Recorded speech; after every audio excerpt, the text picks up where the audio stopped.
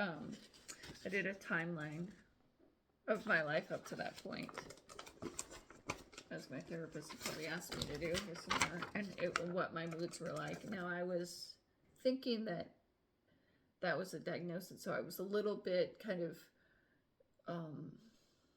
analyzing myself based on what therapists and psychiatrists were saying. So I wasn't, because it was so new that I was doing this.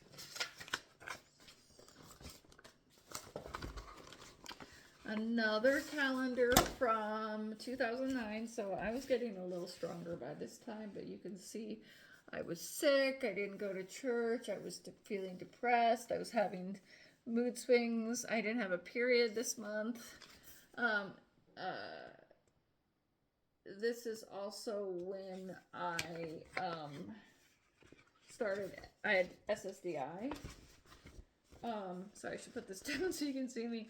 I had SSDI. I was listing a heavy depression. I was very specific, but I was actually getting a lot stronger because I was doing, I had gotten myself a therapist, I think at that time. And then I'd also,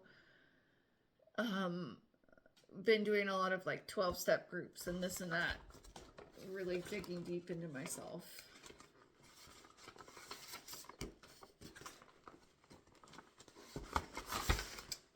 Okay, this might be a little bit of a trigger warning. So I've written reasons to live and reasons to unalive myself. And I like that you can see that there's a lot more unaliving myself. And this was written in August of 2007, which is when I had a really bad depressive break. We're not going to keep these. This is a letter I'd written to my ex-boyfriend who had just broken up to me at the time. And I read this and I see a lot of love addiction kind of things. I'm going to actually hang on to that one. I was doing markers. I think I'm going to keep on this. This is a vision I kept having, and I was scared of it at the time. It was this idea of an eye that had blue feathers all through it, and then it was just in my heart. I don't know, it was a thing I kept visualizing whenever I felt really, really scared and anxious. It just kind of would pop up in my mind.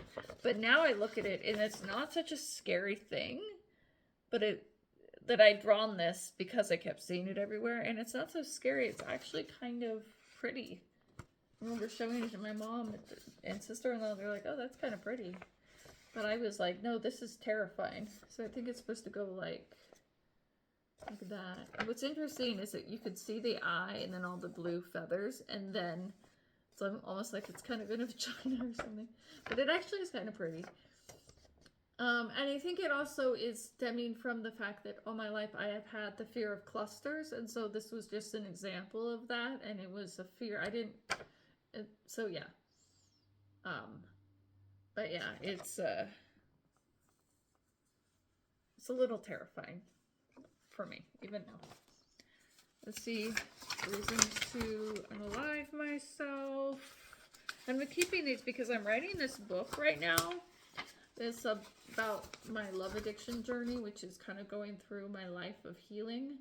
And I'm keeping these because I know I will be getting to that person that I mentioned earlier, that ex-boyfriend, and journaling about him. So kind of...